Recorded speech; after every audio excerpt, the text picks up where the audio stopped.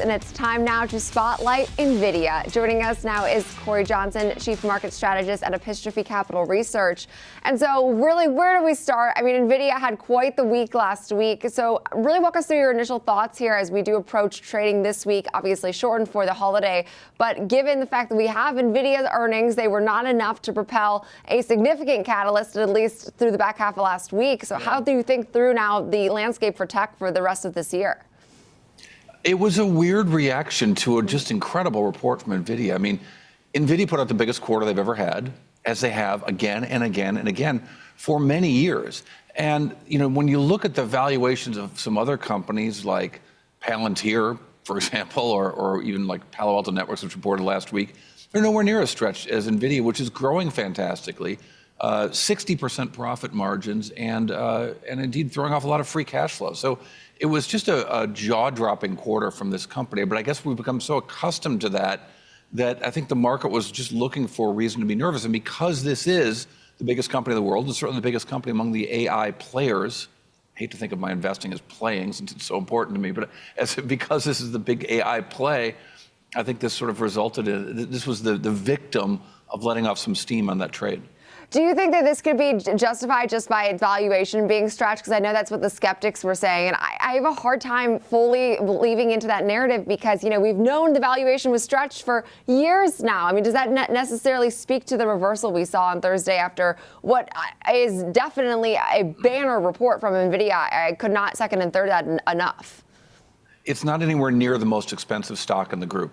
And it is the most profitable stock in the group. It is a company that is generating the most free cash flow, which is the ultimate sort of sign of both stability and business success. You know, I spend more time looking at the technologies behind these companies than the prices at which they trade. But I have to say that, you know, I also spend a lot of time on the financials and looking at the numbers, and the numbers are just really, really solid for this company. I want to point out, too, and I wrote this in our note about NVIDIA when the numbers came out last week, that the networking sector is something that has not gotten a lot of attention as it relates to AI in general, and certainly as it relates to NVIDIA. But last quarter, NVIDIA had $8.2 billion in revenues. In just 13 weeks, $18.2 billion in revenues.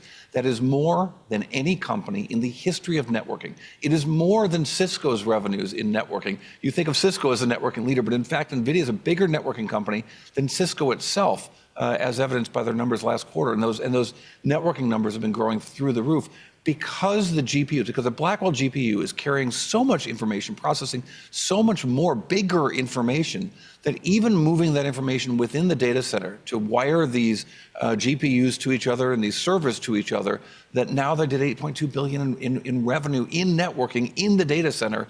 It's just an amazing other business that NVIDIA has grown.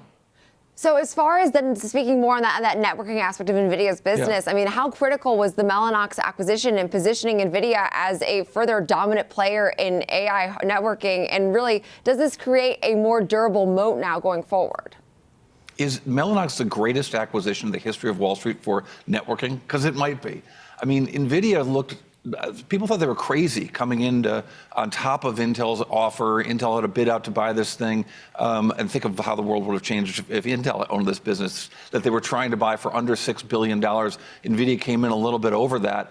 Now it's already doing $8 billion in a quarter. Now, Mellanox is the InfiniBand product that NVIDIA sells. And again, it is the thing that is connecting server to server within a data center. And increasingly, those connections are no longer on copper, but are in optical, so it's in lasers. So we have this whole new industry, or it's not new, but it was used for long distance in the past. It's been tweaked and improved. But now we have this industry that is carrying data, AI-crunched data, from one data center to the next, from one server to the next, and then eventually from one data center to the next, and even from one city to the next, at the speed of light, using new lasers, using laser componentry, using new fiber optic cable, new types of fiber optic cable coming from companies like Corning, that we're going to see a fantastic growth, I think, in all of those areas that's going to be outside of NVIDIA. But NVIDIA is showing us the signs with the results they gave us last week.